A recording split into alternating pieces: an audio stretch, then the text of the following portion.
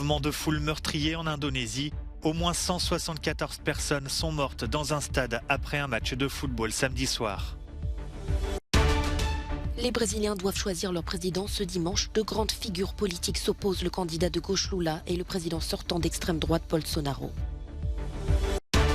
En Ukraine, les forces russes se retirent de la ville stratégique de Liman et sont accusées d'avoir tué 24 civils, dont 13 enfants, dans le nord-est du pays.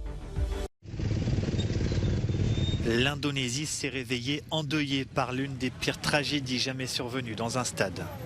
Au moins 174 personnes sont décédées samedi soir après un match de football à Malang, selon le dernier bilan communiqué par les autorités locales dimanche matin.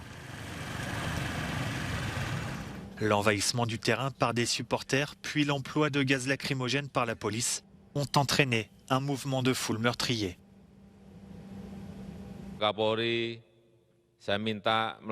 Je regrette profondément cette tragédie, a déclaré le président indonésien, qui a demandé l'ouverture d'une enquête et la suspension de tous les matchs.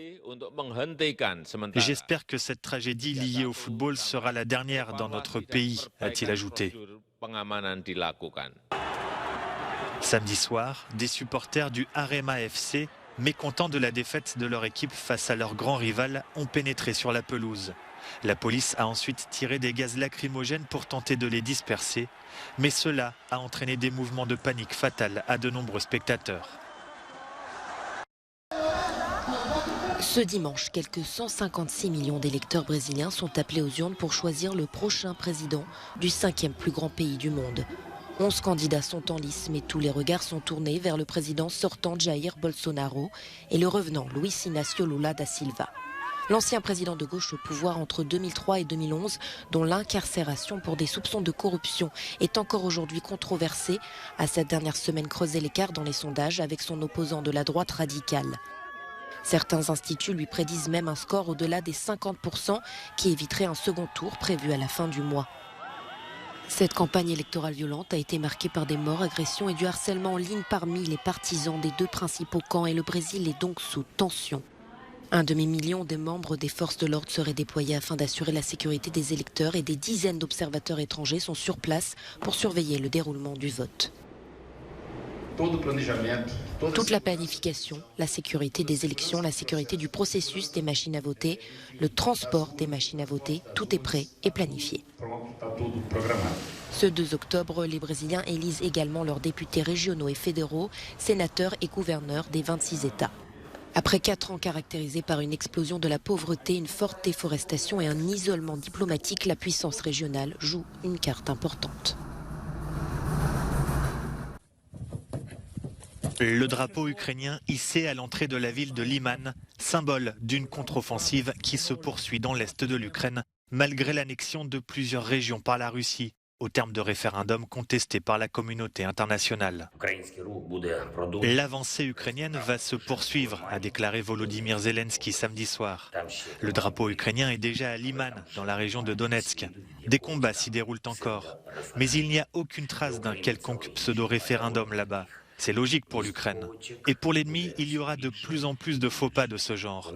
D'ailleurs, ils ont déjà commencé à se mordre les doigts là-bas. Ils cherchent des coupables, accusant certains généraux d'être responsables des échecs. De son côté, la Russie évoque un retrait tactique de Liman. Malgré les pertes, disposant d'une importante supériorité en force et en moyens, l'ennemi a fait venir des réserves et a poursuivi l'offensive dans cette direction. En raison de la menace d'encerclement, les troupes alliées ont été retirées de la colonie de Krasny Liman vers des lignes plus avantageuses. Dans un message posté sur Telegram, le dirigeant de la République russe de Tchétchénie, Razman Kadyrov, a ouvertement critiqué les généraux de l'armée russe et appelé à l'utilisation d'armes nucléaires de faible puissance. Les autorités ukrainiennes ont par ailleurs accusé les forces russes d'avoir tué 24 civils, dont 13 enfants, dans leur voiture, près de Kupiansk, dans le nord-est du pays.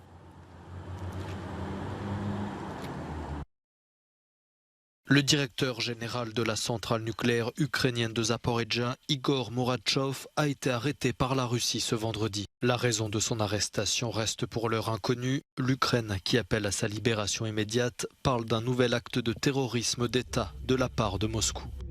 Selon le patron de l'opérateur nucléaire ukrainien Energoatom, Igor Muratchov a été interpellé par une patrouille russe alors qu'il se rendait de la centrale vers la ville d'Ernogodar, contrôlée par les Russes.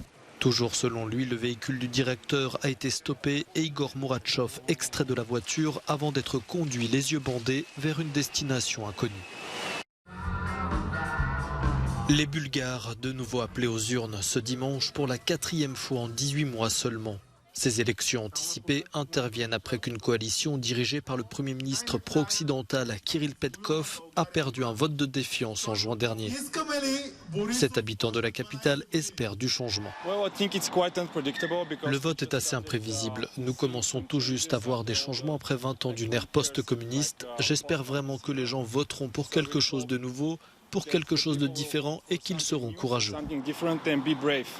Certains observateurs redoutent un faible taux de participation pour ces élections qui se tiennent dans un contexte de guerre en Ukraine et d'inflation et de hausse des coûts de l'énergie. Les groupes populistes et pro-russes pourraient accroître leur représentation au Parlement, même si aucune majorité claire ne devrait émerger. Lors des précédents scrutins, la division était pour ou contre le modèle de gouvernance des 10 dernières années incarné par l'ancien Premier ministre Boyko Borisov et son parti. Cette fois, les principaux enjeux concernent la stabilité et le maintien des prix bas et la gestion des conséquences de la guerre.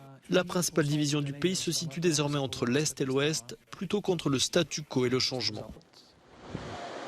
La Bulgarie est aujourd'hui le pays le plus pauvre de l'Union européenne.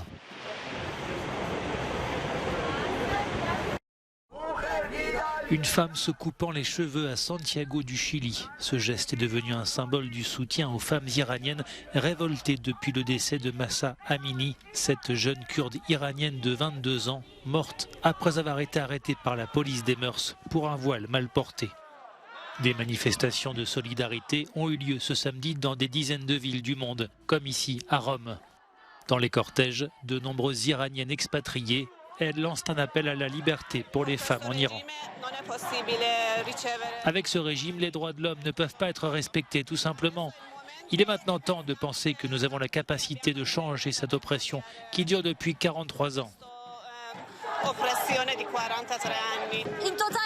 On ne veut plus de ce gouvernement, on ne veut plus des ayatollahs. En Iran, les étudiants se sont rassemblés dans plusieurs universités pour demander la libération des détenus, alors que 1200 personnes ont été arrêtées en 2 semaines de contestation.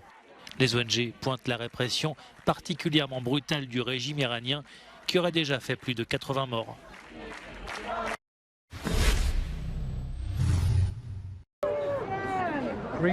Après la Mostra de Venise et le Festival du film de Toronto, cette semaine c'est sur la Suisse que se sont braqués les regards des cinéphiles à l'occasion du Zurich Film Festival. Des stars internationales comme Liam Neeson, Diane Kruger ou encore Sir Ben Kingsley étaient présentes sur le tapis rouge. 2 acteurs européens se sont vus décerner l'œil d'or cette année, la franco-anglaise Charlotte Gainsbourg et le britannique déjà oscarisé Eddie Redmayne. L'exposition à la National Gallery de Londres présente des peintures de l'un des peintres figuratifs les plus connus d'Europe, Lucian Freud, et couvre toute une vie de travail montrant comment la peinture de Freud a évolué au cours de 70 ans de pratique. Tout au long de sa longue carrière, Freud a cherché à se rapprocher de ses modèles, à percer leur intimité à travers les pigments de sa peinture. Grand homme ou gens modestes, intimes ou anonymes, habillés ou nus, tous ces personnages s'incarnent sans phare sous le pinceau de Freud. Rendre visible ce qui est trop longtemps resté invisible. À Paris, l'Institut du monde arabe présente une exposition qui propose pour la première fois un voyage à travers la culture queer du monde arabe, également secouée par les questions de genre. Ils viennent du Maghreb, du Machrek, d'Iran, d'Afghanistan ou de la diaspora. Au total, 23 artistes, peintres, photographes, plasticiens, illustrateurs composent l'exposition intitulée Habibi, les révolutions de l'amour. L'exposition Julio González, Pablo Picasso et la dématérialisation de la sculpture traite d'une œuvre commune qui a été considérée par les historiens de l'art comme le moment où a été inventée la sculpture en fer, qui s'est ensuite largement démocratisée au XXe siècle. Elle vient explorer les liens entre ces 2 artistes presque contemporains, aux personnalités certes différentes mais aux vies parallèles, qui fréquentaient les mêmes cercles artistiques à Barcelone puis à Paris.